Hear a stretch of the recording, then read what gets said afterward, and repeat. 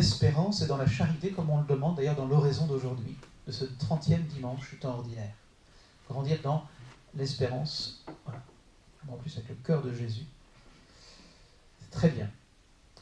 Je vais vous lire un petit passage de la parole de Dieu dans l'épître aux Éphésiens, le verset 3, 4, 5, et parce que vous êtes très gentils, 6. Voilà, les Éphésiens, chapitre 2. Nous tous d'ailleurs, nous fûmes jadis de ceux-là, vivant selon nos convoitises charnelles, servant les caprices de la chair et des pensées coupables, si bien que nous étions par nature voués à la colère, comme tous les autres. Et là, dans le verset, il y a 3 petits points. Et on commence le verset 4, qui est l'essentiel même. Mais Dieu, qui est riche en miséricorde, à cause du grand amour dont il nous a aimés, alors que nous étions morts par suite de nos fautes, nous a fait revivre avec le Christ. C'est par grâce que vous êtes sauvés. Avec lui, il nous a ressuscités et fait asseoir aux cieux dans le Christ Jésus. Et Seigneur, nous te demandons, au début de cette conférence, ton Esprit Saint, pour que je puisse annoncer ta parole avec enthousiasme et humilité.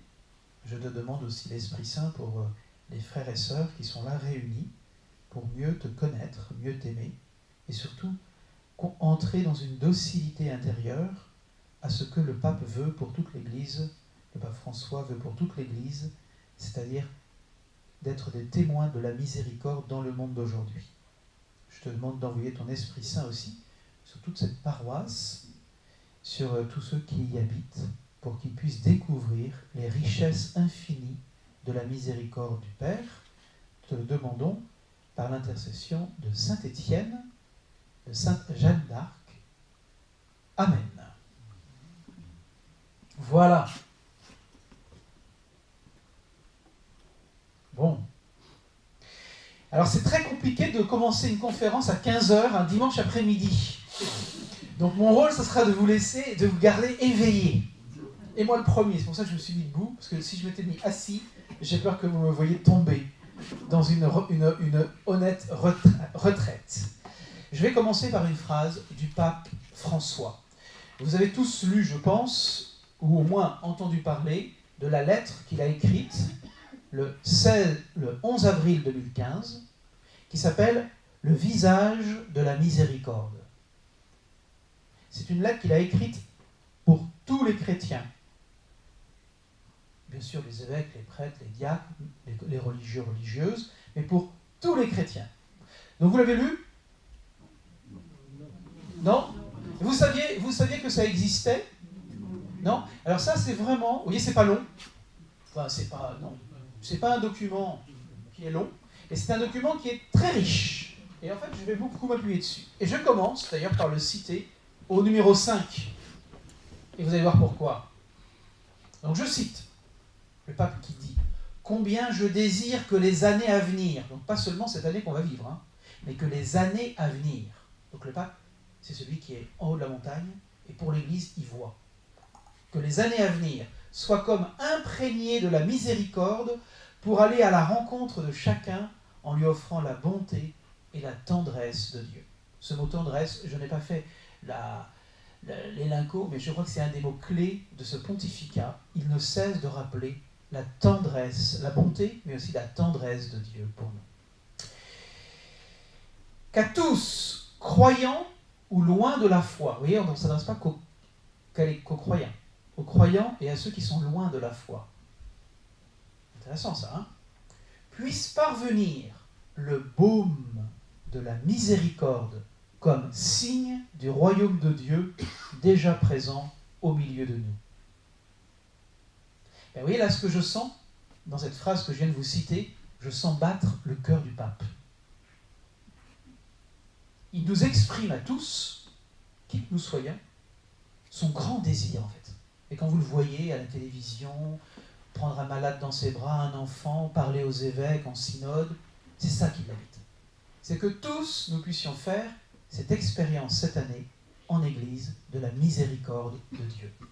Donc on ne parle pas de la miséricorde en pensant aux autres, mais en pensant à nous, déjà. et en faire comme une expérience ecclésiale, paroissiale.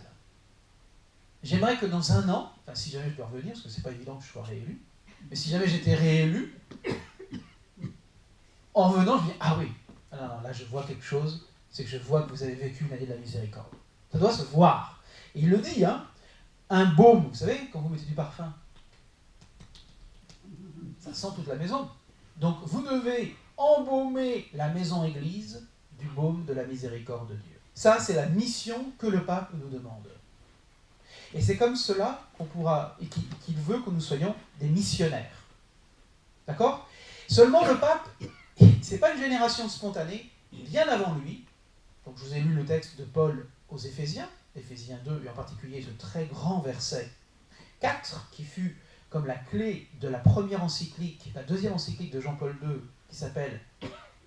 La deuxième encyclique de Jean-Paul II, ça s'appelle « Dieu est riche en miséricorde ». Il a repris le Dieu est riche en miséricorde. S'il y a bien une chose dans laquelle Dieu est riche, c'est la miséricorde. C'est beau, hein ? Dieu, c'est une expression de la parole de Dieu. Et puis Jean-Paul II, vous le savez, a fait de la miséricorde, de ce thème de la miséricorde, comme le fil rouge de toutes ces années comme pape, de son pontificat. Alors, je vous cite quelques éléments, quelques événements. Alors, bien avant d'ailleurs qu'il soit pape, déjà dans sa vie de jeune homme, même d'enfant, après de jeune homme, de prêtre, d'archevêque de Cracovie, et puis ensuite comme pape. Alors, dans un topo, là, je vous ai mis par écrit les différentes étapes, mais ce qui m'intéresse, c'est surtout que, vous savez qu'en novembre 1980, il va écrire sa deuxième encyclique. La première, c'était sur le Christ, le Rédempteur de l'homme. La deuxième, c'est sur le Père, la miséricorde du Père. Et là, on sent qu'il va pratiquement, donc on est en 80, il a été élu en 78, Jean-Paul II, et il va donner pratiquement le programme aussi de son pontificat, qui lui va être long, un long pontificat. Je ne pense pas que le pape François aura un aussi long pontificat, ou alors c'est qu'il va vivre des années et des années, parce qu'après ça, il y a une question d'âge. Mais là, il donne l'axe. Et une chose qui m'a beaucoup marqué, quelle est la première sainte canonisée du 3e millénaire ? Vous le savez, hein ? C'est sœur Faustine, toutes les sœurs le savent. Vous le saviez, les laïcs ? Bien sûr. Non, mais attendez, bien sûr que oui. Eh bien, sœur Faustine fut la première sainte canonisée du 3e millénaire. Ça veut dire que Jean-Paul II, c'est pas simplement Cocorico, vive la Pologne, hein, c'était pas du tout ça. C'est qu'il savait que Faustine est quand même la grande, celle qui va donner les révélations de Jésus. Alors là, c'est un livre cette année que je vous conseille, tiens, de lire les entretiens entre Jésus et sœur Faustine. Très beau. Attention, vous verrez que c'est exigeant. Puis, il y a eu aussi, eh bien, dans le cadre du jubilé de l'an 2000, le pape, alors juste après, en 2001, il va instituer le premier dimanche après Pâques, donc ce qu'on appelait, vous savez, le dimanche in albis, va devenir le dimanche de la miséricorde. Maintenant, on l'a complètement acquis, ça. Hein, on le voit, c'est clair. Mais c'était pas du tout... avant, c'était pas du tout...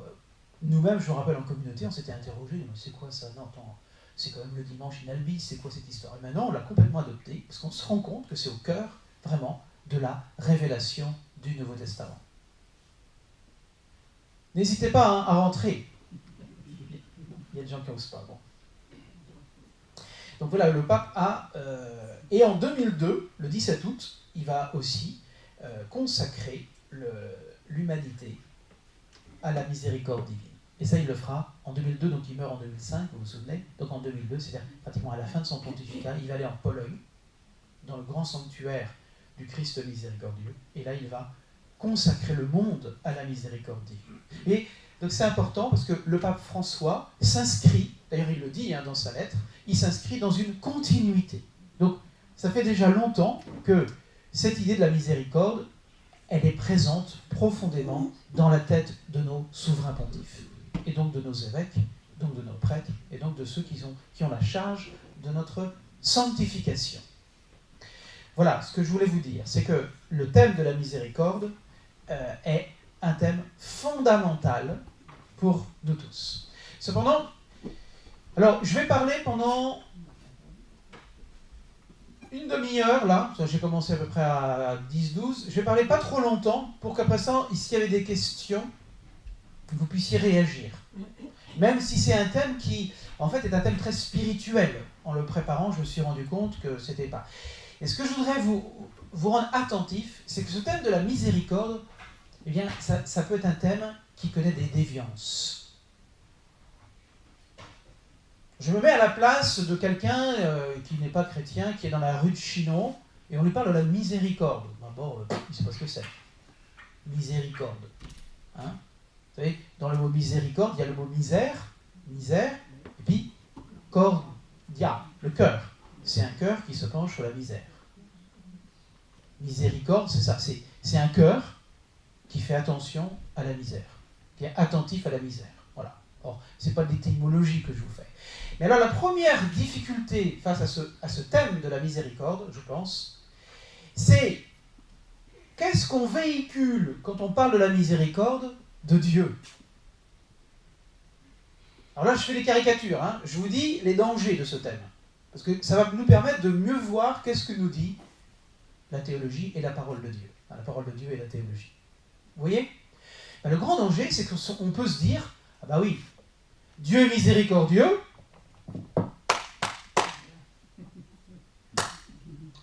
donc on peut y aller, hein. On peut faire ce qu'on veut. Parce que de toute façon, il va me pardonner. Donc, ça serait quelque chose de grave, ça serait presque un blasphème même. Hein. Ça serait profiter, entre guillemets, du thème de la miséricorde pour moi faire ce que je veux. Mais le problème, c'est que dans notre conscience, à nous, ça peut nous marquer quand même. C'est de confondre le thème de la miséricorde de Dieu avec l'idée que Dieu, de toute façon, c'est quand même un père, mais il est tellement âgé qu'il ne voit plus tellement clair, il entend plus très bien. Donc en fait, si on s'y prend bien, on peut faire des trucs on peut le rouler dans la farine. Et ça, c'est un thème qui apparaît tant dans Jean-Paul II qu'aujourd'hui dans cette lettre-là. C'est le thème du rapport qui existe entre justice et miséricorde. Aujourd'hui, qu'est-ce que demandent les hommes d'aujourd'hui ? La justice. Et on a l'impression que quand on dit miséricorde, c'est de la faiblesse. Tu n'arrives pas à gérer un problème en justice, donc tu vas faire appel à la miséricorde. Vous voyez, on peut donc un peu défigurer la miséricorde de Dieu. Mais même nous, en tant que chrétiens, et même moi en tant que prêtre. Donc ça veut dire que ce thème de la miséricorde, il a l'apparence de la facilité. Mais en fait, c'est un thème qu'il va falloir approfondir pour ne pas trahir la parole de Dieu. Est-ce que je suis clair ? Et puis il y a une deuxième notion de la miséricorde. Donc là, on pourrait dire réduire la miséricorde à un piètre amour. Il y a une deuxième réduction possible que l'on voit dans certains mouvements religieux.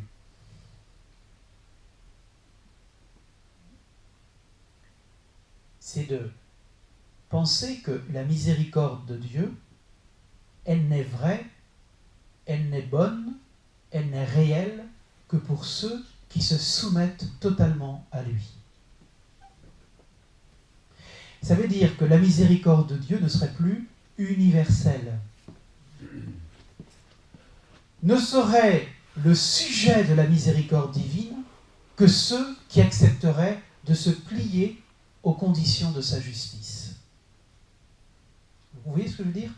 Et du coup, on perd un peu d'une certaine universalité du cœur de Dieu.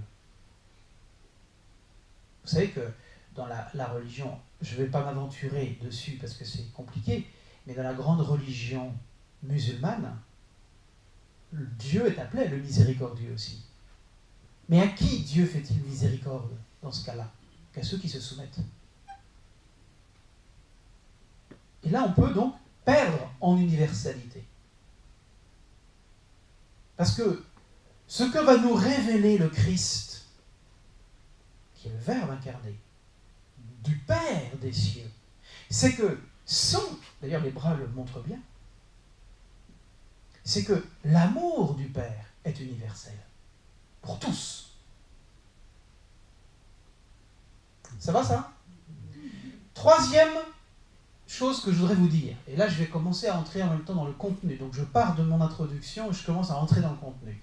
C'est qu'en français, d'ailleurs c'est vrai en anglais, en allemand et en italien, en français, nous avons un mot, miséricorde.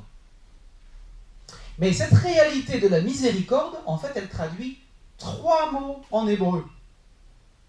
Alors c'est compliqué cette histoire. Il faut parler hébreu pour faire la miséricorde? Non, mais il faut le savoir. C'est-à-dire que quand nous on dit Dieu est miséricorde, en français, en fait on donne à Dieu un contenu, on va lui attribuer une perfection, mais cette perfection, elle est profonde. Alors quels sont ces mots qui traduisent le mot français miséricorde? Il y en a 3 en hébreu.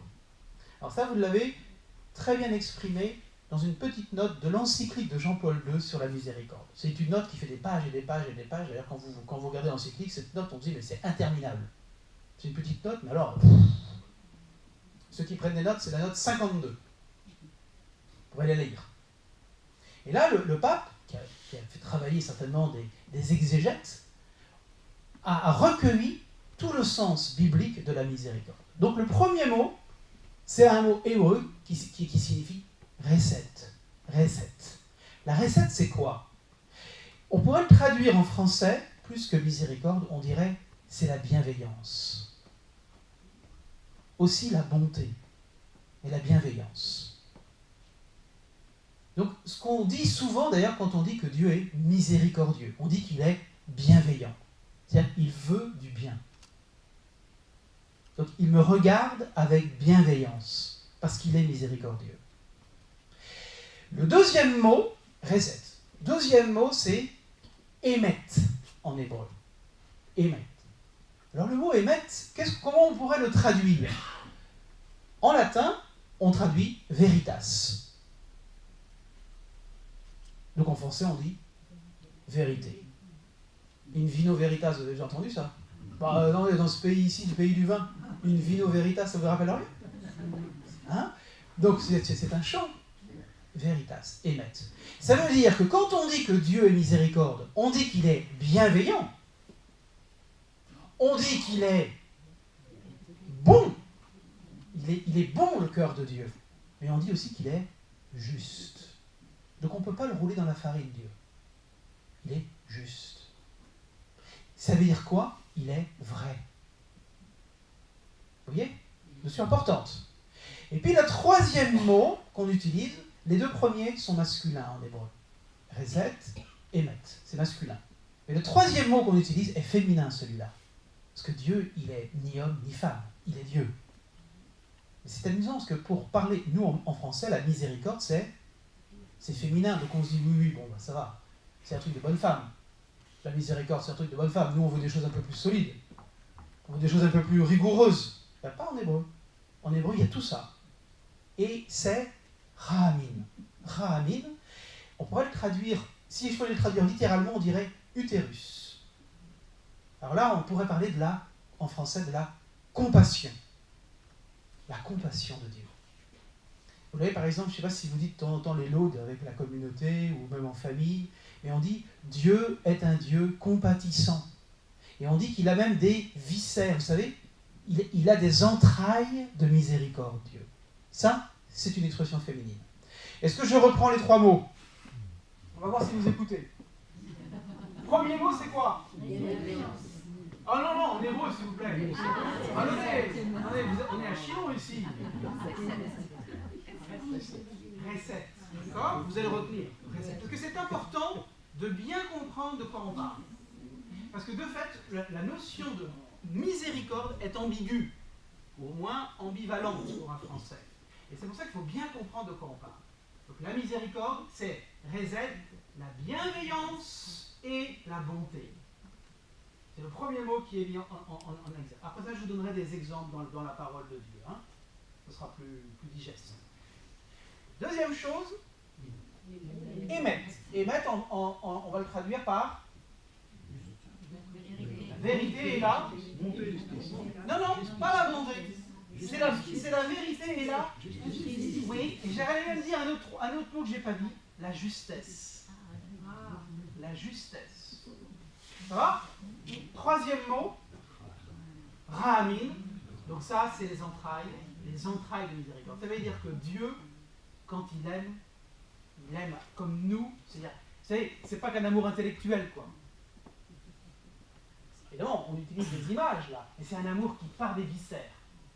C'est un peu l'amour d'un père pour son fils. Regardez. Si je touche à son fils, ah non plus. Ou alors une mère qui vous commencez à toucher à son fils, comme une lionne avec son petit. C'est ça c'est viscéral. On dit que c'est viscéral. D'ailleurs, le pape ici, je vais vous le lire, ça, je vous aurais au moins lu quelques passages.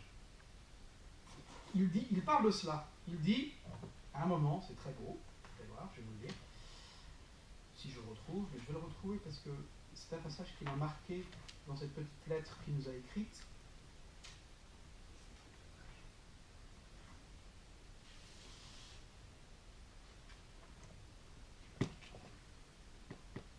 Les viscères de Dieu.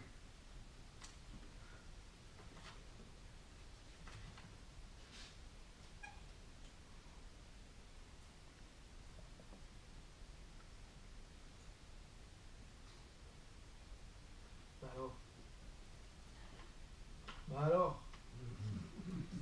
Mais c'est pour qu'on soit encore plus attentif. Mais vous l'êtes attentif. Je suis impressionné même. Bon. Je ne retrouve pas, mais je le retrouverai tout à l'heure. Il parle de ces viscères de Dieu, donc ça c'est Rahamim. Vous voyez un peu l'idée? Alors maintenant, je fais un petit parcours avec vous dans l'Écriture. Mais je ne vais pas commencer par l'Ancien Testament. Il m'est venu une idée, j'avoue, il m'est venu cette nuit une idée. C'est que depuis, si vous venez à la messe quotidiennement, vous avez entendu qu'on lit l'Épître aux Romains. Tous les jours, on lit l'Épître aux Romains. Et on fait une lecture continue en ce moment de l'Épître aux Romains. Vous êtes d'accord? Et en fait, c'est pas facile l'Épître aux Romains. Donc on écoute un passage, le lendemain on écoute un autre, mais on se dit, mais c'est compliqué, c'est compliqué. Et de fait, c'est un texte qui est doctrinalement de haut niveau, très haut niveau. Donc c'est vrai que quand on lit l'Épître aux Romains, bah nous, on ne peut pas faire des homélies trop longues, parce que ça serait... Il y a le rôti, pressez-vous mon père, pressez-vous, on n'a pas que ça à faire, quoi. Mais il faudrait le lire jusqu'au bout. Et en fait, qu'est-ce que nous dit saint Paul aux Romains? C'est qu'on est tous, en fait, sous la colère de Dieu. Qu'on est tous pécheurs. Par exemple, si vous lisez le grand chapitre 5 des Romains, où il nous dit, bah, tous ont péché. Voilà. Nous sommes tous liés au péché. Hein? Je prends par exemple au hasard le verset 12 du chapitre 5. Voilà pourquoi, de même que par un seul homme, le péché est entré dans le monde, et par le péché la mort, et ainsi la mort a passé en tous les hommes, situation dans laquelle tous ont péché. Regarde, c'est ça l'idée. Paul rappelle que l'homme n'a pas sa justice par la pratique de la loi. Vous comprenez? Puis ensuite, il va dire, chapitre 6, eh bien, il y a la vie dans le Christ. Le Christ est la justice de Dieu. Puis ensuite, chapitre 7, oui, mais malheur homme que je suis, le bien que je vois et que je voudrais faire, j'arrive pas à le faire, et le mal que je ne voudrais pas faire, je tombe dedans. Ça veut dire, grosso modo, je suis esclave. D'accord? Chapitre 8, il nous parle de la vie dans l'esprit. Donc, c'est là la source de la libération. Et puis, tout à la fin, vous avez le chapitre 11. Et le chapitre 11, je voudrais en particulier citer le verset 32. Vous allez voir pourquoi. C'est comme une synthèse de tout ce qui s'est passé avant. Je ne sais pas si vous avez déjà entendu ce verset 32 du chapitre 11. Et après ça, on passe dans une autre partie de l'épître, qui est un aspect beaucoup plus, pas moral, mais on dit parénétique, c'est-à-dire comment vivre de la vie nouvelle.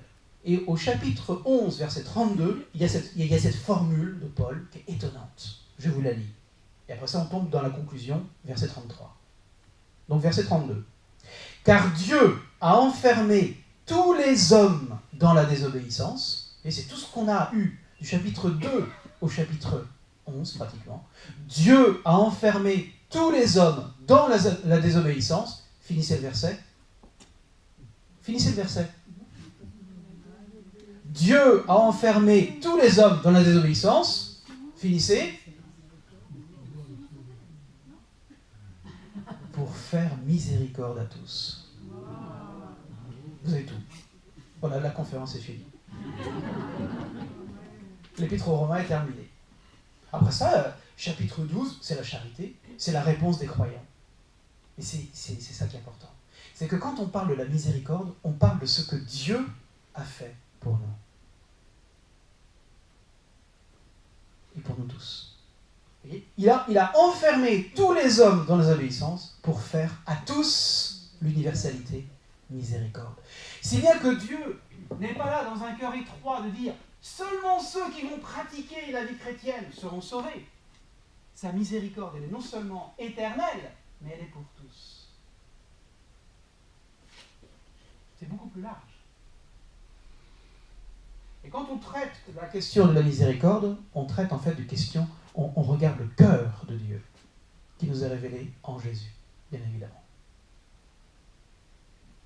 Vous voyez, c'est la grande réflexion de Catherine de Sienne, qui, dans ses dialogues avec Jésus, elle dit à Jésus, mais pourquoi, alors que tu étais déjà mort, le soldat t'a transpercé le cœur? Pourquoi? Pourquoi on ne t'a pas coupé les jambes, comme les autres soldats, comme les autres condamnés à mort? Pourquoi toi? Alors la raison historique, c'est que comme il était déjà mort, on a juste vérifié. Puis il sort, vous vous souvenez, du sang et de l'eau de son cœur. Hein? Ça, c'est dans l'Écriture, hein, dans la parole de Dieu. Et Jésus répond à Catherine de Sienne, mon amour pour l'humanité était tellement grand qu'il ne pouvait plus être contenu dans mon cœur. Il fallait, par débordement, qu'il aille. Et bien, vous l'avez dans ce verset 32 du chapitre 11 de l'Épître aux Romains. Donc quand on touche le thème de la miséricorde, on touche, si vous voulez, la surabondance de l'amour de Dieu pour nous. La surabondance. Donc, c'est pas parce que nous faisons le bien, on essaye d'être bien, des bons chrétiens, voilà, que Dieu va nous faire miséricorde. Mais c'est parce que Dieu est dans cette surabondance, pas seulement révélé, mais actualisé. Pas seulement révélé intellectuellement, mais actualisé dans la mort et la résurrection de Jésus, que alors nous pouvons entrer dans une véritable démarche de miséricorde nous aussi. Est-ce que vous comprenez cela? C'est premier du côté de Dieu. C'est totalement gratuit. On ne mérite pas ça. Ni moi, enfin, ni vous, ni moi. Et je pense que dans cette année de la miséricorde, c'est peut-être un aspect important à redécouvrir, c'est la gratuité du don de Dieu. On ne mérite pas. Voilà. Et au chapitre 5 d'ailleurs des Romains, Paul dit, c'est cette formule, c'est parce que nous étions encore ses ennemis qu'il nous a aimés. Nous, on a du mal à traiter comme ça nos ennemis, c'est pas possible, parce que c'est pas naturel. Mais justement, Dieu est au-delà des hommes. Donc voilà ce que signifie cette miséricorde, et je voulais vous le dire parce que ça m'a marqué, dans l'épître aux Romains. Donc ça vous donnera un petit peu un avant-goût. Après, quand on regarde davantage l'Ancien Testament, qu'est-ce que l'on voit? Que Dieu est plein de tendresse, de fait. Et attention, ne confondez pas tendresse et guimauve. Ne confondez pas tendresse et mièvrerie. Il y a quelque chose d'assez viril dans la tendresse de Dieu. Par exemple, je suis au chapitre 34 de l'Exode, verset 6. Moïse demande le privilège de voir Dieu, vous vous souvenez, hein? Il cherche, et impossible. Alors Dieu lui accorde seulement de le voir de dos, dans l'Exode, hein? Vous vous souvenez de ça. Et en même temps, Moïse entend Dieu se proclamer Dieu de tendresse et de pitié, lent à la colère, riche en grâce et en fidélité. Vous avez tout dans ce verset. Donc, chapitre 34, verset 6. Et je vous ai donné la traduction de la Bible de Jérusalem. Là. Donc, je répète, c'est Dieu qui dit ça. Hein. Je suis un Dieu de tendresse et de pitié, lent à la colère, riche en grâce et en fidélité. C'est toute une série de qualifications, hein. Lent à la colère, encadré par tendresse, grâce et fidélité. Et ces trois mots, qui vont être chahutés d'ailleurs dans toutes les traductions possibles et imaginables, parce que là on traduit de l'hébreu, bien évidemment, hein, mais qui signifient en fait cette présence aimante de Dieu à son peuple, quel que soit ce que ce peuple a fait, cette présence constante de Dieu, parce que Dieu ne change pas. Alors, plein de tendresse, un cœur plein de tendresse, et de fidélité. C'est étonnant ça. Et quand on parle de miséricorde, je pense aussi à cette fidélité. Vous voyez le dernier terme, Dieu de tendresse et de pitié, lent à la colère, riche en grâce et en fidélité. En fidélité. La fidélité, là, c'est amusant parce qu'on se dit, mais ça ne cadre pas avec les autres mots. Ça n'a rien à voir. Ça n'a rien à voir. Et pourtant, c'est dans l'Écriture.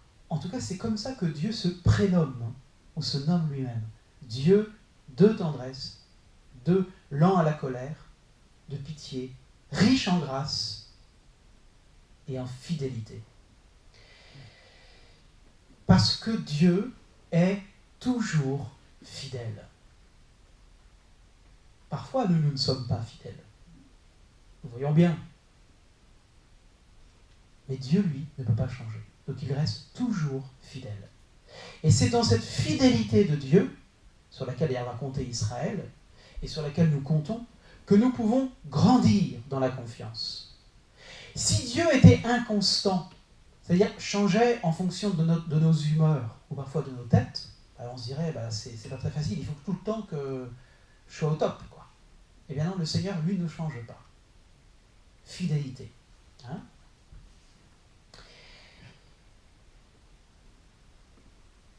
Au sommet de l'intelligence biblique dans l'Ancien Testament apparaît le dernier... Comment s'appelle le dernier livre écrit dans l'Ancien Testament?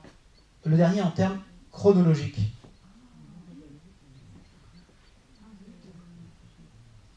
Je parle pas, ne me dites pas le dernier livre qui est dans votre Bible, hein, parce que ce n'est pas l'ordre chronologique. Mais en chronologie, celui qui a été écrit à peu près à 50 avant Jésus-Christ. Ben Sirac, pas tout à fait. Oui, c'est la sagesse. C'est le livre le plus, pour nous, le plus proche de nous. Voilà. On sent d'ailleurs que ça a été traversé par la culture grecque. Eh bien, dans le livre de la sagesse, au chapitre 11, versets 23 et 26, vous trouvez ceci. Là, on arrive au sommet d'intelligence de l'Ancien Testament, hein, sur cette conception de la miséricorde qui est toute puissante. Tu as pitié de tous, toujours cette universalité, hein. Tu as pitié de tous, parce que tu peux tout. Tu fermes les yeux sur les péchés des hommes pour qu'ils se repentent. Très important ça. Tu fermes les yeux, mais pour nous introduire dans la conversion. Tu aimes en effet tout ce qui existe, tu as du dégoût pour rien de ce que tu as fait. Dieu n'a pas de dégoût pour les autres. Car si tu avais haï quelque chose, tu ne l'aurais pas formé. Mais tu épargnes tout, parce que tout est à toi, maître, ami de la vie. Si bien que vous avez une perception là de la miséricorde qui est liée à la fois à la fidélité, Dieu ne change pas, mais aussi à sa toute-puissance. La toute-puissance de Dieu, c'est sa fidélité. Ça, c'est le grand secret de cette miséricorde. Le mot ne dit pas seulement une fidélité inébranlable, il dit la misère de l'homme vers laquelle se penche le cœur de Dieu. C'est ça, le mot miséricorde. Il ne dit pas simplement la fidélité de Dieu qui ne change pas, mais il dit comment cette miséricorde va se pencher vers nous. Ça va? Et c'est tellement grand que je ne résiste pas à la tentation de vous citer un tout petit passage de l'encyclique de Jean-Paul II. Vous savez, au numéro 8, il y a une phrase qui m'a scotché, comme disaient les jeunes. Je peux vous la lire? Je vous endors pas là?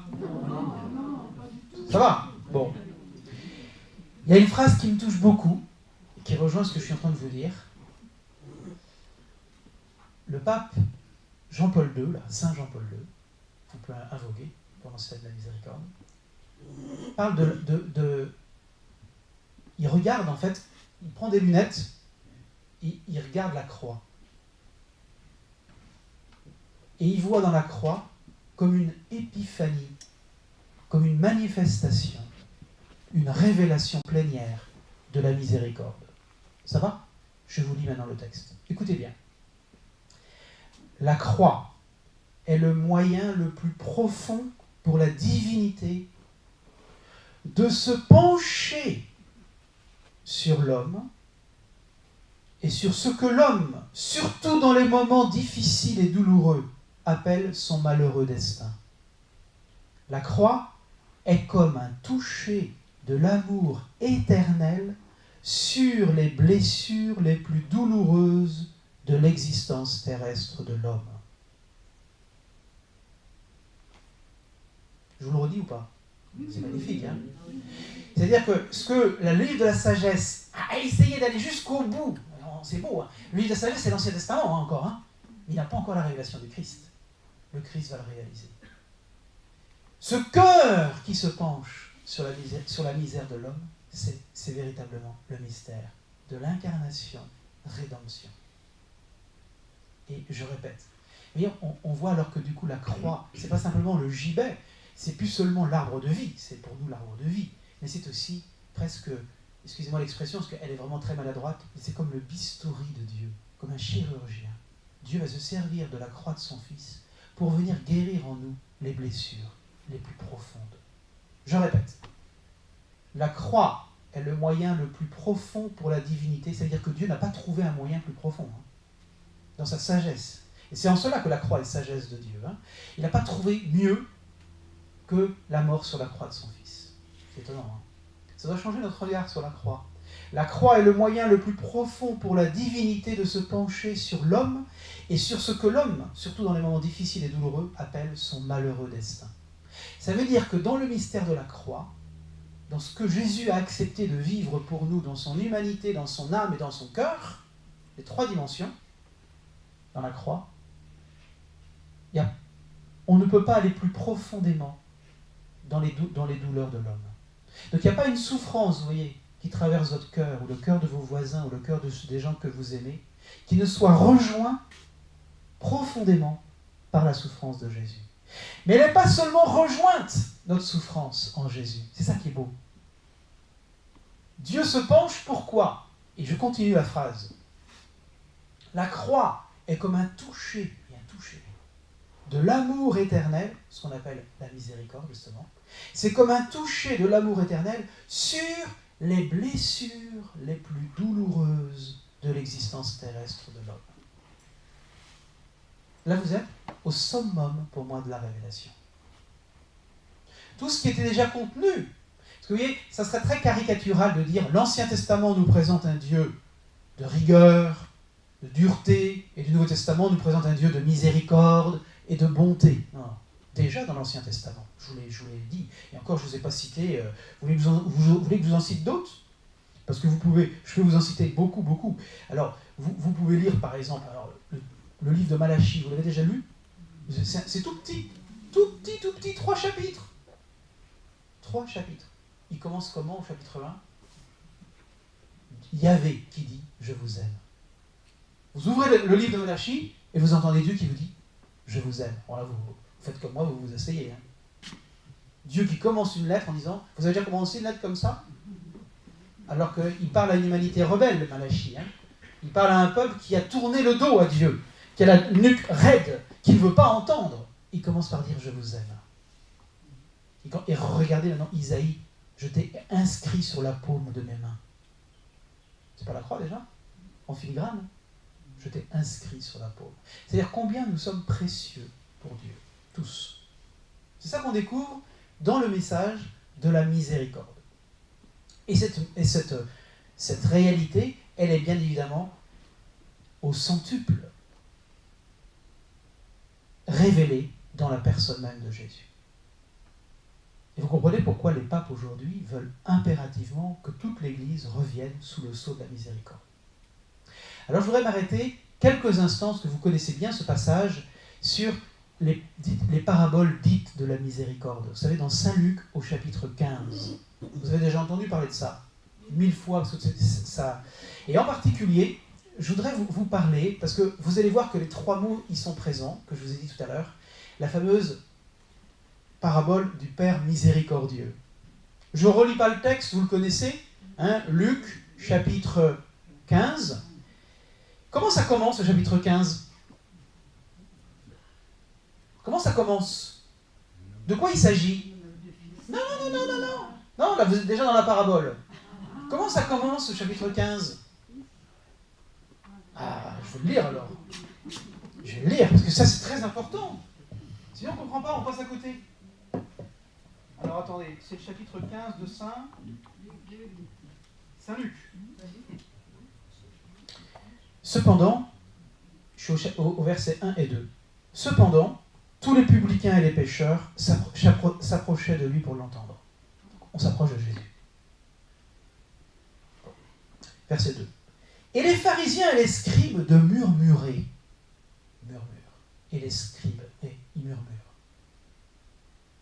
Cet homme, en parlant de Jésus, cet homme, disent-ils, fait bon accueil aux pécheurs et mange avec eux. Fait bon accueil aux pécheurs et mange avec eux. Et Jésus commence en disant, et là, il va dire la parabole. Quelle est la difficulté pour Jésus ?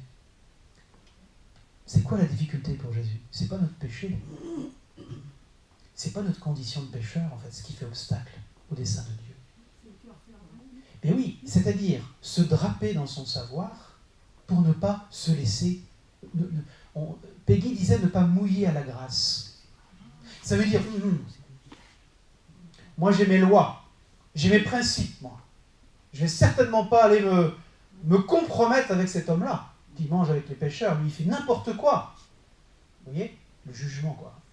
Et puis, pour un juif, mais c'est normal, c'est la pratique de la loi qui provoque la justification. Là, Jésus est en train de renverser. C'est pas la pratique de la loi qui est première, c'est la foi dans le Fils de Dieu. C'est ça qui est premier. C'est la foi en lui. Vous le voyez dans Bartimée aujourd'hui. Hein. Oh, je pensais à ça, là. C'est beau. Hein. Vous avez été ému ce matin en lisant l'Évangile ? Vous avez pleuré ? On vous a dit, le prêtre vous a dit que Bartimée, c'était vous ? Ah oui, moi je me suis vraiment senti Bartimée. Le pauvre aveugle qui ne bouge plus sur le bout du chemin, puis tout d'un coup Jésus apparaît et lui dit... Non, il ne dit pas d'abord. Il ne lui dit pas. Vous avez remarqué ? Jésus ne s'adresse pas à Bartimée. On m'a fait remarquer ça. C'est quelqu'un d'autre. Un pauvre prêtre, ça se trouve. Moi, je préférerais que ce soit Jésus directement, enfin, voyons, qui me dise alors, ça va pas ? T'es malade ? Jésus directement, quand même. Il pourrait faire cet effort-là. Et dans l'évangile de Bartimée, non. Jésus, c'est marrant, il entend Bartimée crier, d'ailleurs c'est beau, hein, aie pitié de moi, qui est la grande prière de la Philocalie dans l'église orientale. Aie pitié de moi, fils de David. Et dans quelles conditions intérieures il était ? Il n'est pas comme les pharisiens qui disent, mais c'est qui cet homme-là ? Qui juge de tout, en fait. Hein ? Et surtout Dieu. Et surtout la geste de Dieu. Lui, dans une attitude de pauvreté, aie pitié de moi. On pourrait presque dire qu'il n'a plus rien à perdre. Pourquoi ? Parce qu'il attend tout de Dieu. Et c'est ça la vraie pauvreté spirituelle. Tout attendre de Dieu. C'est pas de ne rien avoir. Ça, c'est la misère. La vraie pauvreté spirituelle, c'est celui qui attend tout de Dieu. Qui ne repose plus. Il n'a plus de choses humaines sur lesquelles il puisse se reposer. Il n'a plus de sécurité humaine. Même son intelligence. Même son relationnel. Et même son avoir. Il n'a plus que Dieu. Il est suspendu à Dieu.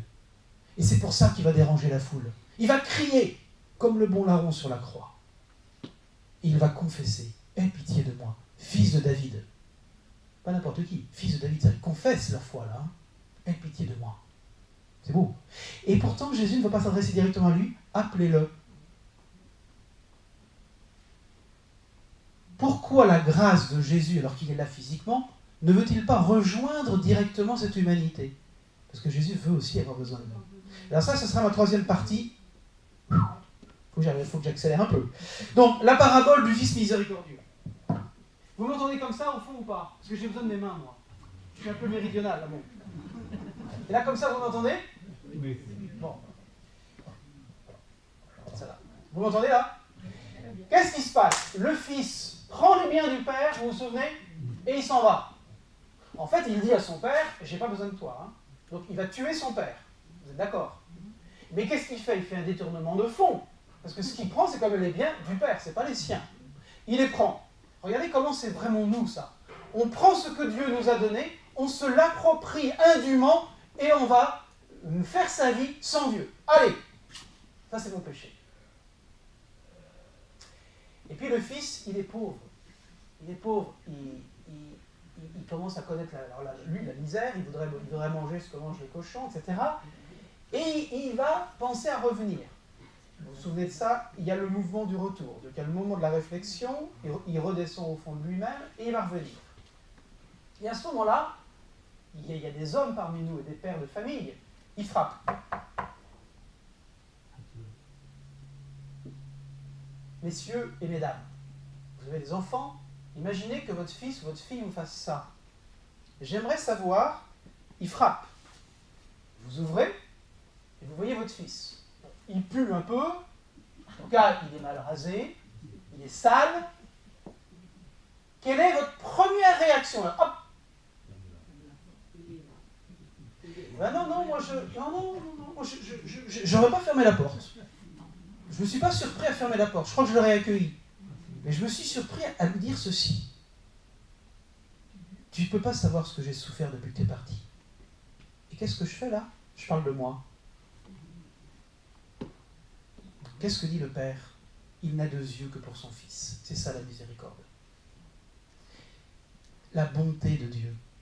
Ne regarde pas ce qu'il a souffert, de l'éloignement du Fils, de l'injustice qui lui a été faite en volant ses biens et en allant jouir ailleurs.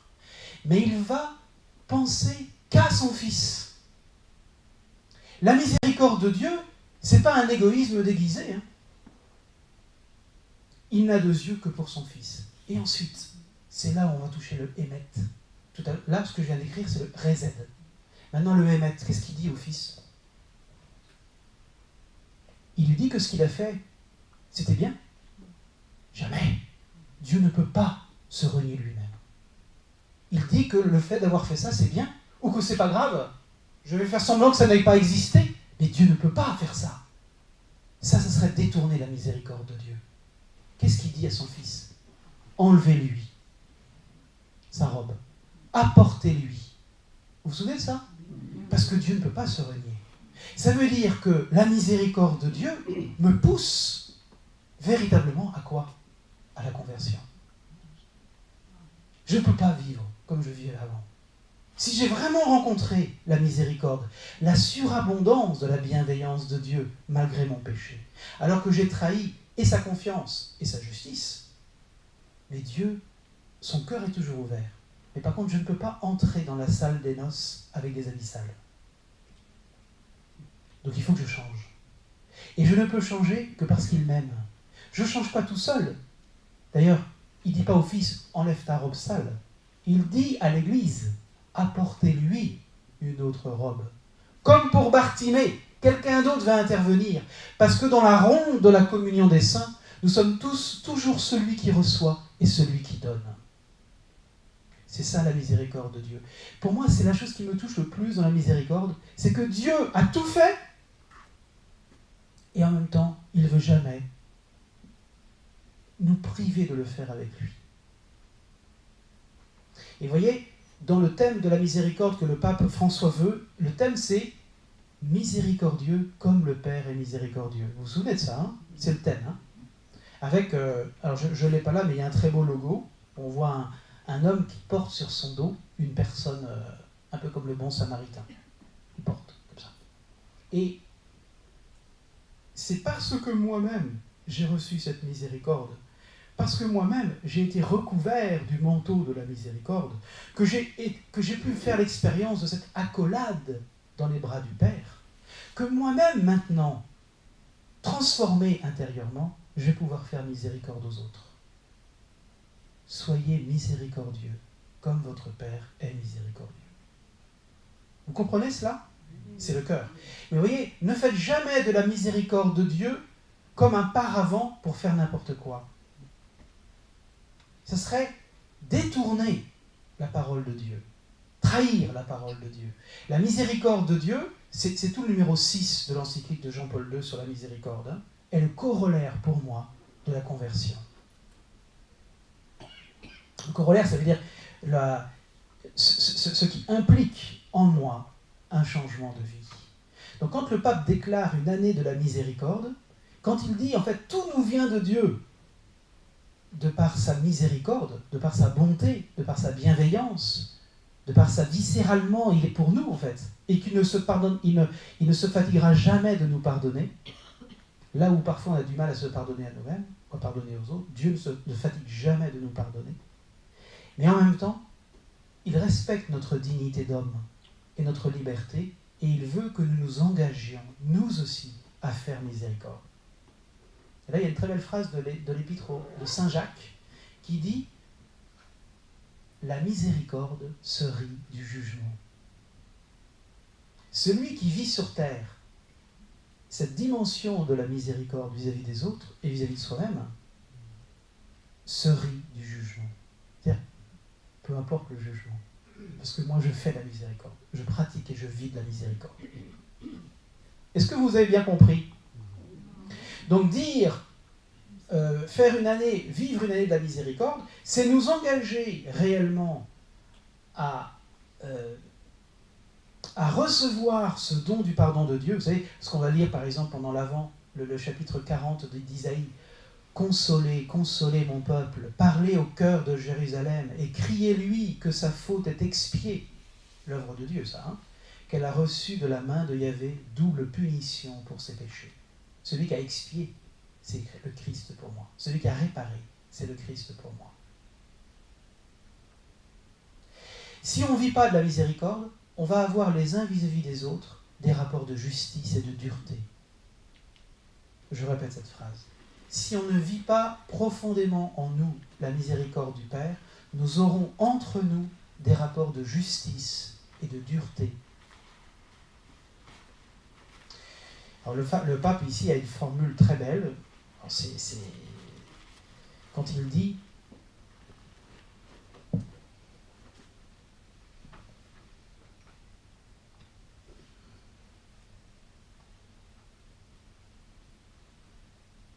la tentation d'exiger toujours et seulement la justice a fait oublier qu'elle n'est qu'un premier pas, nécessaire et indispensable. Mais l'Église doit aller au-delà pour atteindre un but plus haut et plus significatif, qui est justement d'être comme l'icône de la miséricorde. Et le pape a cette très belle expression, si la miséricorde est la responsabilité de Dieu envers nous, il souhaite que les chrétiens puissent offrir au monde d'aujourd'hui des oasis de miséricorde. Ça veut dire que partout où il y a une petite communauté chrétienne, je pense à tous vos villages, si chacune de nos églises était comme un oasis de miséricorde, les hommes de notre temps viendraient y puiser. Parce que c'est ce qui manque le plus aujourd'hui. On a de la dureté les uns vis-à-vis des autres. On a beaucoup de haine, de violence autour de nous. Le chrétien doit avoir comme résorbé par la grâce de Dieu, la grâce du Christ, en particulier la grâce sacramentelle du sacrement de pardon, cette haine, cette violence vis-à-vis des autres, pour pouvoir faire de sa propre demeure intérieure et de sa propre relation aux autres un oasis de miséricorde.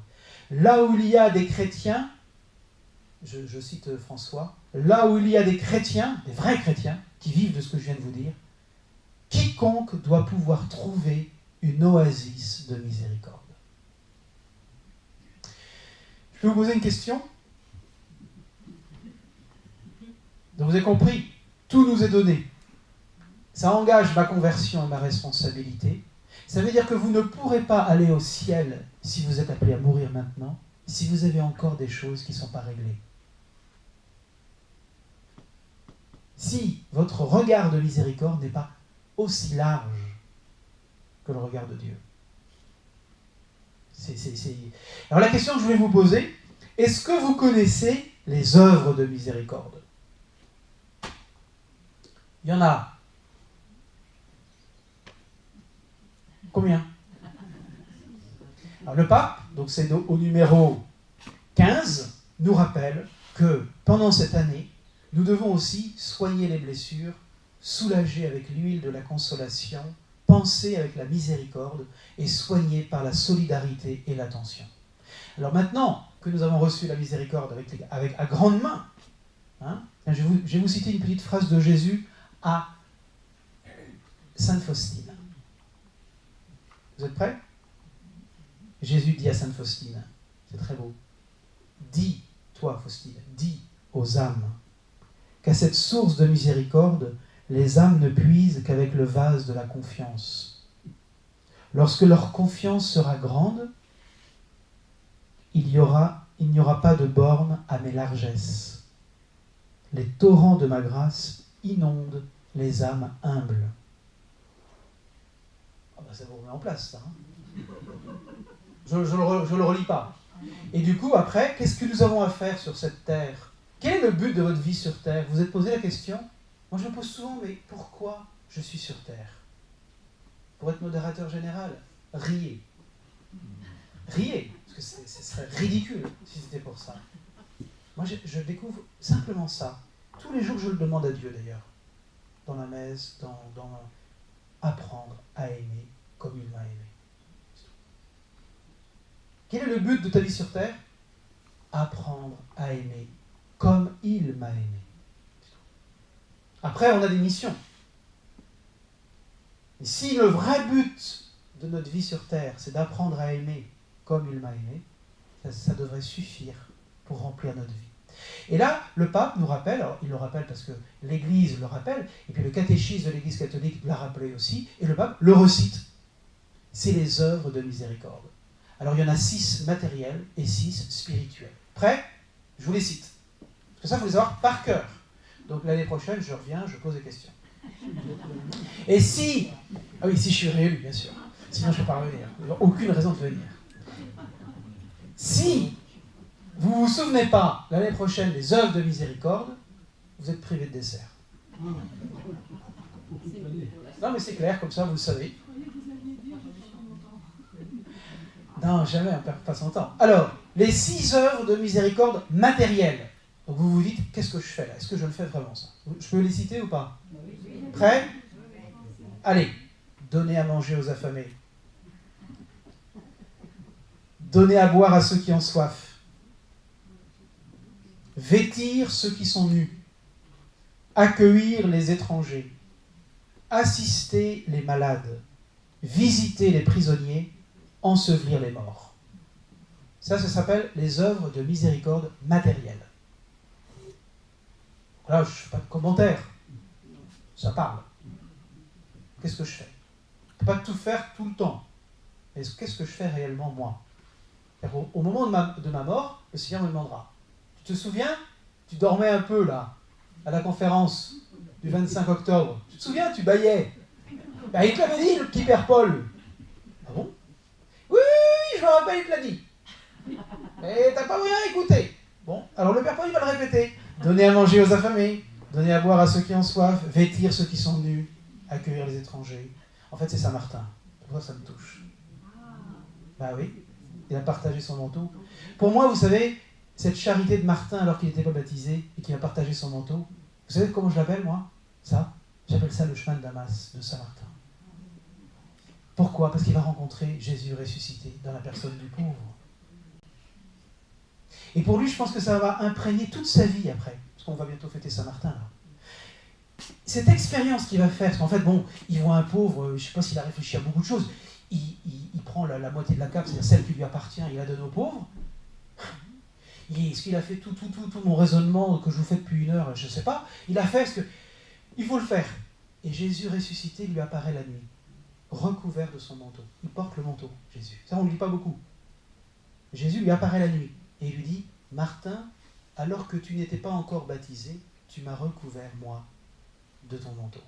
Pour Jésus, pour Martin, c'est son chemin de Damas. C'est-à-dire qu'il va y avoir un avant et un après. Son épée, il va la laisser, il va quitter le monde des armes, le monde de l'armée. Et son épée, ce sera le glaive de la parole de Dieu. Il se servira que de la parole de Dieu. C'est une conversion, c'est un changement de vie, vous voyez, c'est son changement de vie. Les 6 œuvres de miséricorde spirituelle. Vous êtes prêtes? Prêts? Conseillez ceux qui sont dans le doute. 1. 2. Enseigner les ignorants. 3. Avertir les pécheurs. 4. Consoler les affligés. 5. Pardonner les offenses. 6.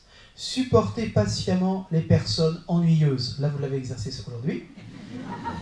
7. Prier pour les vivants et pour les morts. Je répète ou pas? Donc on sera aussi, le Seigneur nous demandera des comptes là-dessus. Alors, vous voyez, là, c'est beau parce que je ne vous connais pas, mais je vois au-dessus de vos têtes votre rôle de père, de mère. Je vois les heures que vous avez passées à essayer d'éduquer vos enfants, à consoler ceux qui pleuraient. Il y a tout ça dans votre rôle. Ben là, vous avez fait des œuvres de miséricorde. Seulement, ne restez pas en chemin. Ne vous dites pas, bon, moi j'en ai fait. Hein. Comme vous savez, il y a des hommes, quand on arrive dans une paroisse, ils nous disent « Ah, moi je pratique pas parce que j'ai tellement servi la messe étant jeune que j'en ai eu ma dose. » On a l'impression qu'ils ont fait un truc, puis maintenant c'est fini, quoi. Hein. Et je leur dis, ben non, mais c'est... Et le Christ aujourd'hui, tu l'as oublié? Tu ne servais pas le Christ simplement dans ta jeunesse, c'est aujourd'hui qu'il faut le servir, Jésus. Jusqu'à la fin de tes jours. Toute ta vie, il faut apprendre à le servir et à l'aimer. C'est pas ça? Bon, alors il ne faut pas se dire, bon, moi, ça va, je l'ai fait un peu quand même. Hein. Non, conseiller ceux qui sont dans le doute, enseigner les ignorants, avertir les pécheurs, consoler les affligés, pardonner les offenses. Pardonner. Pas facile ça. Pardonner. Essayez de prendre du temps, parce que parfois dans nos vies, il y a des choses lourdes. Donc je le lis comme ça un peu à la légère, mais de pardonner les choses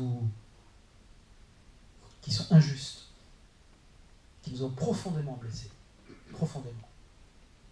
Où quelqu'un nous a cassé notre réputation, cassé mon cœur dans un couple. Pardonner, c'est...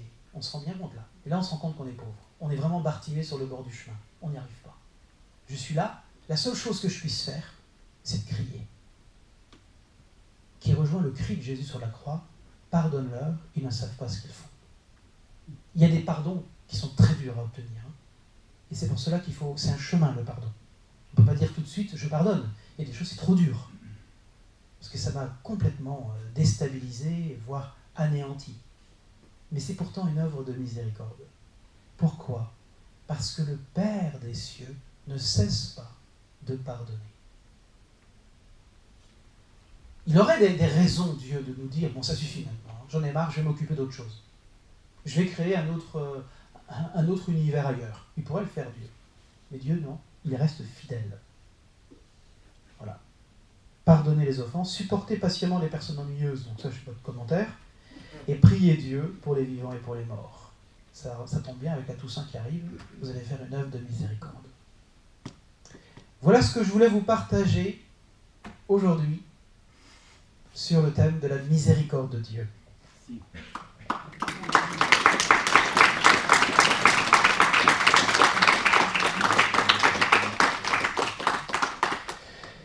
Alors vous l'avez entendu, il y a beaucoup de choses que l'on peut lire pour entrer dans cette année de la miséricorde. Miséricordiae Vultus, cette lettre, il y a l'encyclique. Ça vous sera proposé dans l'année, bien sûr, à différents moments. Pas aujourd'hui parce que c'est pas prêt, mais ça sera proposé dans l'année. Est-ce qu'il y aurait des questions, des remarques? Oui. Oui, monsieur. J'arrive tout de suite. Je cours.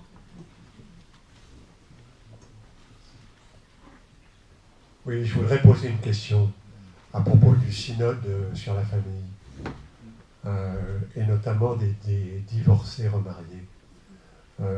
À travers la presse, ce qu'il en filtre, on sent qu'il y a débat autour de l'accès au sacrement des divorcés remariés. Il y a un débat très rude. Alors, de quel côté se situe la miséricorde?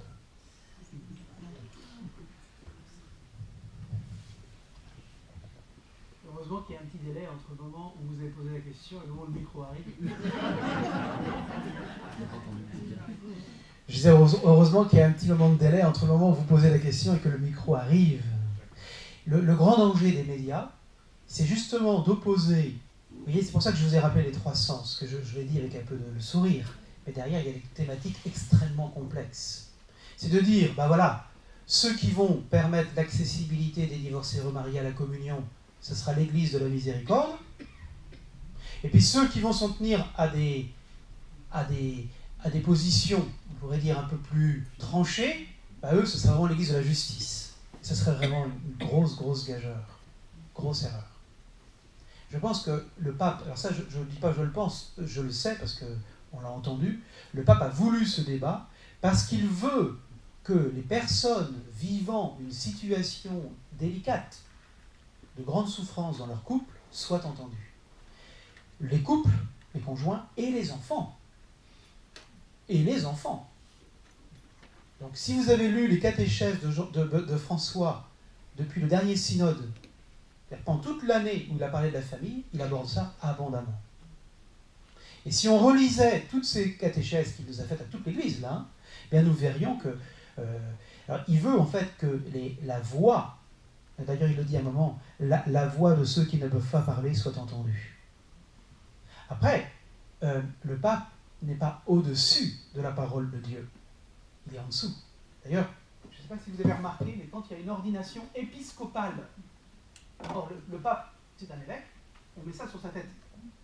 Il est comme ça, le pape. D'ailleurs, je devrais faire la conférence comme ça. Pourquoi ? Parce que nous ne sommes pas au-dessus de la parole de Dieu. Donc le pape, c'est pas lui qui va changer la parole de Dieu. Il n'est que le serviteur de la parole de Dieu. Et c'est en servant la parole de Dieu qu'il sert l'humanité d'aujourd'hui. Vous avez compris ? Or, que nous dit la parole ? Ce que Dieu a uni, que l'homme ne le sépare pas. Donc, par contre, le pape, c'est pour ça qu'il fait écouter, il entend tous les évêques et même des laïcs qui parlent, et il voit la situation. Mais il dit, qu'est-ce qu'on va pouvoir dire à telle famille qui vit dans la souffrance ?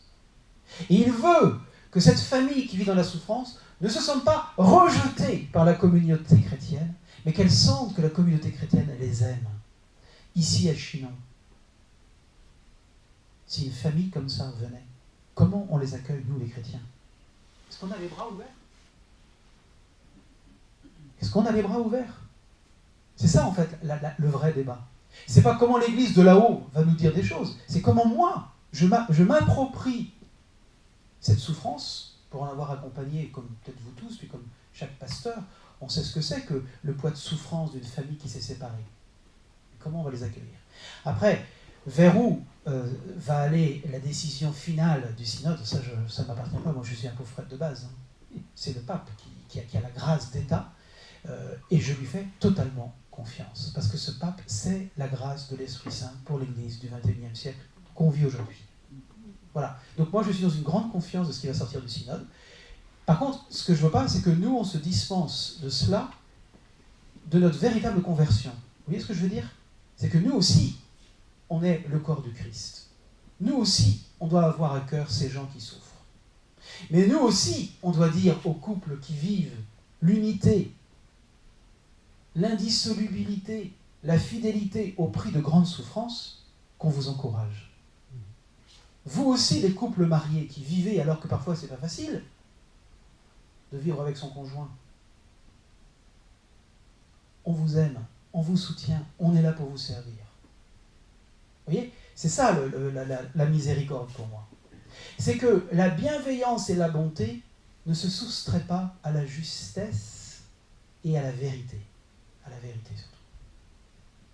Amour et vérité se rencontrent. Dit le psaume. Amour et vérité se rencontrent. Les deux vont ensemble. Et parfois, voilà. Ce qu'il ne faudrait pas, c'est se lancer des anathèmes, quel que soit le fruit du synode. Mais le vivre dans une docilité intérieure à ce que le pape va essayer de trouver comme solution. Alors après, vous avez remarqué dans les médias, il y en a qui vont mettre en exergue telle position d'un cardinal ou d'un évêque, puis on va en faire l'apogée. Non, un évêque et un cardinal peut bien évidemment exprimer ce qu'il pense. Il a le droit. Mais in fine, ça sera bien sûr le pape. Donc on attend le document final. Vous savez qu'aujourd'hui, c'est la fin du synode, le pape a demandé à tous les membres, donc les 270 pères synodaux, de apporter un texte dans lequel il peut exprimer, c'est au nom de l'Église là, donc ils ont une grosse charge sur les épaules, quelle pourrait être une voix où la voix des petits, des souffrants soit entendue. Voilà ce qui est. Alors, je ne réponds pas à votre question précisément parce que je n'ai pas les moyens d'y répondre, parce que je ne suis pas au-dessus ni de la parole, ni du pape, bien sûr. Je suis que son serviteur. Donc Paul est assez pressé par le temps. Il y a sans doute, j'imagine, des questions. Merci pour cette question, merci aussi pour Paul pour cette réponse. Il a un autre rendez-vous à Tours dans moins d'une demi-heure, mais c'est pas grave. Je lui ai demandé quand même malgré tout, parce qu'il m'a dit il faudrait que vraiment dernier carrage soit parti à 4h30. Je lui ai demandé malgré tout de nous dire un petit mot, puisque c'est le modérateur général de la communauté Saint-Martin, sur ce qu'est la communauté Saint-Martin. Le père Gilbert ne connaît pas, et il y a peut-être encore des gens parmi vous qui ne connaissent pas finalement complètement, et en 5 minutes, si Paul, vous voulez bien nous donner quelques petits mots à ce propos. Les séminaristes, c'est tout ça, quoi. D'abord, on est des appelés. J'ai beaucoup de joie à le dire, c'est qu'on a été, parce que nous sommes une communauté sacerdotale et diaconale. Nous ne sommes pas une communauté comme la communauté d'Emmanuel et tout, qui est une très belle communauté où il y a aussi des chrétiens laïcs. Nous sommes une communauté, notre identité, c'est que nous sommes un corps mobile de prêtres au service des évêques. Donc nous sommes des prêtres appelés à vivre la vie communautaire, donc on sera toujours en communauté pour desservir les diocèses où les évêques nous appelleront.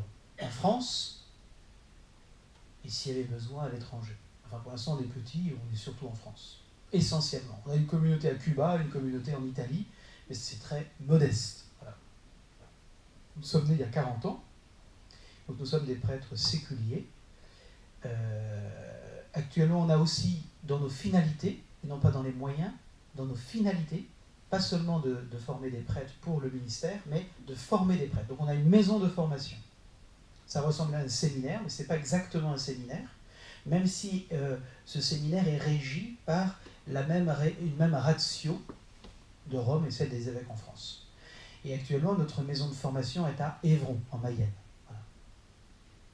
Donc, on a une maison avec des séminaristes et on a à peu près le même nombre, à quelques chouilles après, hein, de prêtres que de séminaristes. À peu près. Voilà. C'est étonnant, mais c'est comme ça. Et bon, on est présent dans 23 implantations en France. Voilà. Sur la communauté, hein? Alors vous êtes bien sûr invités à Évron. Ouais, c'est une belle maison, vous verrez. C'est des jeunes, hein, les jeunes entre 18 et 35 ans. Et c'est un lieu où ils cherchent à... Actuellement, alors à Évron même, on est 85 jeunes. En tout, on doit avoir 105 séminaristes, nous, à peu près, aujourd'hui. Donc c'est beau, ouais, c'est beaucoup de vitalité. Mais oui, le nombre, c'est second, parce que c'est donné. Et on ne s'approprie pas les dons de Dieu. Je l'ai dit tout à l'heure, hein. Ce serait une grave tentation. C'est une grave responsabilité, plutôt que de former des jeunes, de discerner avec eux. Donc le premier cycle, les 3 premières années, c'est discerner avec eux leur vocation. Ensuite, c'est une année de stage en pastoral. Vous avez eu ici, par exemple, un Léonard, un Xavier. Voilà, alors Léonard, il est diacre maintenant, donc ça y est, il était ordonné. Et puis Xavier, il continue. Et il est en 2e cycle, il va très bien d'ailleurs. Grand sourire. Il est responsable de tous les extérieurs. Donc vous l'avez bien formé. Les extérieurs, c'est le bois, c'est ça, hein, le jardin. Il y a une vingtaine de séminaristes avec lui sous ses ordres. Voilà, donc Xavier, vous êtes les bienvenus bien sûr à Évron. Évron est à la fois un lieu retiré et en même temps ouvert.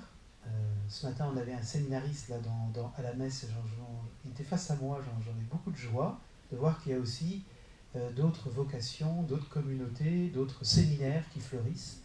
C'est une grande joie aussi, parce que la mission est tellement grande qu'on a besoin d'être nombreux, avec vous les chrétiens, bien sûr, parce que nous sommes à votre service aussi, pour répandre l'évangile aujourd'hui.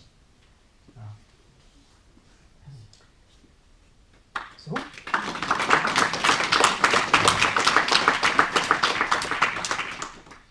Geneviève veut bien se mettre au bar pour ceux qui voudraient bien s'approcher sur ce verre de l'amitié qui se situera au fond, à droite, à ma droite, c'est-à-dire au fond à gauche pour un certain nombre d'entre vous. Ce sera une œuvre de miséricorde. Ce sera une œuvre de miséricorde. Tant dans l'acte de don que dans la réception. Merci beaucoup à vous. L'adoration et les verbes qui vont suivre sont à 17h, juste le temps d'accompagner notre modérateur pour sa prochaine mission. À bientôt, hein. C'est toujours une grande joie de visiter la communauté de Chinon. Une grande joie de voir mon frère curé, là, donc Pierre-Marie, et de voir don Bertrand, don Damien, qui est un plus ancien que moi dans la communauté, parce qu'il est rentré avant moi. Donc ça fait des anciens que je respecte. Et puis bien sûr, le tout nouveau, qui est maintenant déjà un an des poussières, donc il est plus tout nouveau, dont Christophe, qui est tout heureux à Rome, là, avec les jeunes, je crois, avec Isabelle.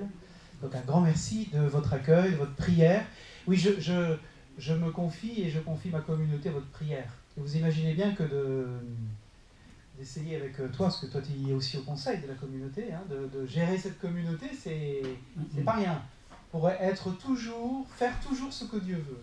Voilà. Faire toujours ce que Dieu veut, à chaque étape. Dans l'humilité et dans l'audace, dans la joie et dans la confiance. Voilà. Je vous salue, Marie, comblée de grâce, le Seigneur est avec vous. Vous êtes bénie entre toutes les femmes, et Jésus, votre enfant, est béni. Sainte Marie, Mère de Dieu, priez pour nous, pauvres pécheurs, maintenant et à l'heure de la mort. Amen, amen, alléluia. Cœur sacré de Jésus, j'ai confiance en vous. Cœur immaculé de Marie, priez pour nous. Sainte Jeanne d'Arc, priez pour nous. Avant cette bénédiction finale, je rappelle que l'Association du Sacré-Cœur qui œuvre avec beaucoup de force ne cesse d'avoir besoin de tous. Et donc, n'hésitez pas à prendre contact avec Louis Gabriel, le président, qui cherche aussi des mains fortes. Il s'agit, pour sa partie matérielle, de faire en sorte que cette statue soit un jour accessible au monde. Pour sa partie matérielle, il s'agit que cette statue soit rénovée. Pour sa partie matérielle, qu'elle soit, je l'espère aussi un jour, éclairée. Et pour sa partie spirituelle, on l'a entendu dans toute la dimension des miséricordes, je ne le redéveloppe pas. Donc, mais il y a besoin de main d'œuvre. Et donc, n'hésitons pas à rencontrer Louis Gabriel, ici présent, pour pouvoir avancer dans ces projets. J'invite donc Paul à nous donner sa bénédiction. Le Seigneur soit avec vous. Que Dieu Tout-Puissant vous bénisse et vous garde et bénisse vos malades en particulier. Au nom du Père et du Fils et du Saint-Esprit. Amen. Merci à tous et à bientôt. Merci à vous. Merci à vous.